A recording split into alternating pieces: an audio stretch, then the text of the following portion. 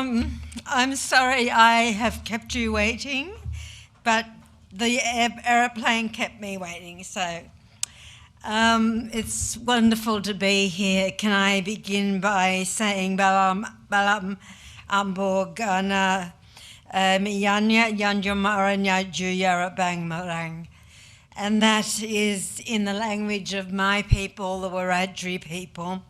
I pay my respect to the Kaurna people of the Adelaide Plains, and I honour their custodianship and care for country. I extend that respect to all of you here today, and it's just wonderful to see so many creatives and brilliant people in the one spot. As cool and as wet as Adelaide is, which was not like Sydney this morning, I can assure you. I want to also, I understand that Uncle Moogie did a smoking ceremony this morning, and I'm sure it was absolutely fabulous. And how are you, sir? And I wanted to also recognise the Premier, whom I know has spoken a little earlier, to my parliamentary colleague, Sarah Hanson-Young, to Larissa, who is just wonderful. Hello to you. Can I also, in anticipation, say hello to Tony Burke, who is the Minister for the Arts, and I understand that he is on the program as well. To Romilly, I saw you a little earlier. Hello. To the Executive Director of the First Nations Art and Culture Australia Council for the Arts, Francesca Cubillo. I don't know Francesca, how are you? And to everyone else that's going to be making up the panels and all the things that are going to be happening here at Parumpa. It's an amazing word, Parumpa, really. It's the First Nations word for bringing people together, for the meaning to flourish or blossom. And that seems to me, hi Thomas, you must travel more than me, mate. That seems to me to be something that's absolutely appropriate for the name of this gathering. And to be on Kaurna Yurta country is even more special. I wanted to just share with you a couple of things this morning. That I know that this is the biggest gathering of First Nations artists probably ever in one spot, and I'm suspecting you're from all over this great land of ours. I've been asked to speak to you today about the referendum that you'll all be participating in the next 12 months or so. But before I do that, I did want to make some comments around the arts. The referendum that you'll be all participating in is a once-in-a-generation opportunity to make structural change that will see Aboriginal and Torres Strait Islander people flourish and, like Parumpa, blossom. 55 years ago, on the 27th of May, 1967, I was 10 years old, and there was a referendum in this country, and the referendum was the most successful ever. It did a couple of things, but one of the things that it did, everyone, was it included Aboriginal people for the first time ever in the census. So we had this situation in Australia where everyone knew how many sheep there were, but not how many of us there were. And that's a pretty outrageous situation to be. But that referendum also gave the Commonwealth the power to legislate and make laws around First Nations people. Up until then, each state and territory in this federation of ours had a patchwork, or there was a patchwork of laws existing around our people. But I want to stand before you this morning with an invitation to all of you to walk towards a new referendum. Now, if you're over 64, and I don't think any of you are, some of you might be, then you voted in the last successful referendum in Australia. It was in 1977, and we decided that judges should retire at the age of 70. Now, if you're over 44, you also voted in the last referendum in Australia, which was in 1999. And that was about us becoming a republic. But of course, that's not what the discussion or the argument was. And it went down in a screaming heap. A lot of people think that the equal marriage plebiscite was equivalent to a referendum, but it was not. It was a plebiscite where we all mailed in what we thought about equal marriage. And of course, the Australian people were well ahead of politicians, and it shouldn't have taken a plebiscite for us to make that decision. But as Sarah would know, it did take that. So we are going to have a referendum in this country in the next financial year.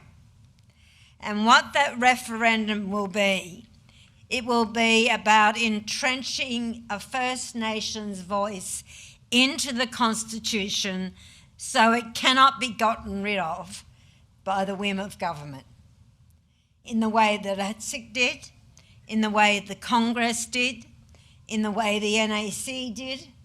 It was by legislation. This time, we as Australians and us as First Nations people providing the leadership will entrench a voice into the Australian Constitution so it cannot be gotten rid of.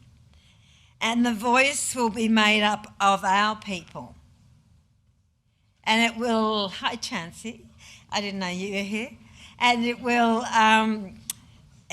also make sure that the things that politicians decide are the right things for our people.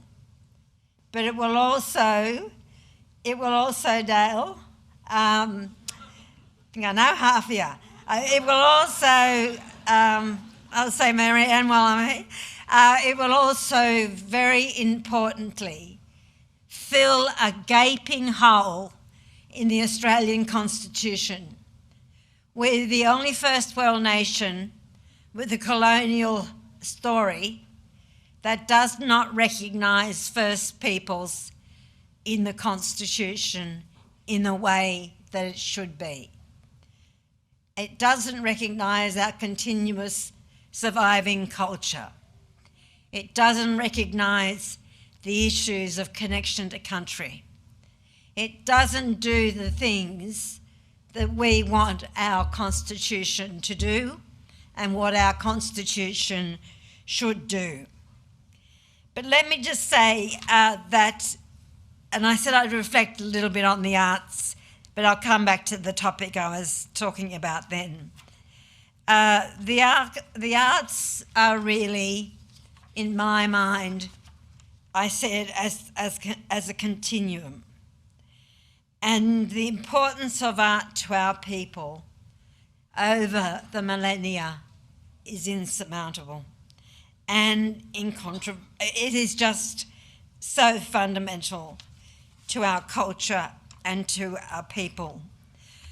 For thousands of years, Indigenous Australians have passed down our cultural knowledge from one generation to the next through art, dance and song. Art connects us to our culture, in the stories we pass down and in our dreaming. This cannot be understated. The stories of who we are is rooted in artistic expression, and you're part of that story. You connect us to the past and guide us to the future, because art, like culture, is living. Art is not an artefact. And let me tell you, as a Wiradjuri person who was raised in a small town in rural New South Wales and is now tasked with helping to implement the Uluru Statement, I have never felt more connected to the past and to the future. Friends, we will hold a referendum to enshrine a First Nations voice in the Constitution, and it will happen in this term of Parliament. Much progress towards this goal has already been made. At Gama, and many of you would have been there, the Prime Minister announced a possible referendum question and an amendment. We are considering modernising the referendum process by updating legislation to reflect modern electoral delivery. So before the end of this year, and we've only got 3 more weeks of Parliament, we will be introducing the referendum machinery bill. This bill was written well before there was the internet, TikTok, Facebook, Instagram, so it kind of needs a bit of modernising. Non-controversial, but very essential. Otherwise, you're all going to get a pamphlet in the mail which will go straight into the yellow bin and be the biggest and most expensive exercise in landfill ever in this country. We will also, in the budget just gone, you would have maybe not noticed, but there's $50.2 million set aside in this budget that will go to the Australian Electoral Commission. So the Electoral Commission can actually start the work of getting ready for a referendum. We're pretty serious about this. There's also $5.8 million to establish a Makarrata Commission. And it is the very early work that we need to do in a national process of truth-telling and treaty making in this country. We have 60 First Nations people guiding the government on our quest for this referendum. This referendum, everyone, cannot be the plaything of politicians. If it is, it will fail. It has to be owned by you. It has to be absolutely owned by you. We have settled on some principles, which I'm sure you'll agree with, on what the voice will look like, including provide independent advice to the Parliament and the government. It's chosen by First Nations people based on wishes of the local community, is representative of Aboriginal and Torres Strait Islander communities, is empowering, community-led, inclusive, respectful, culturally formed, and importantly, gender balanced.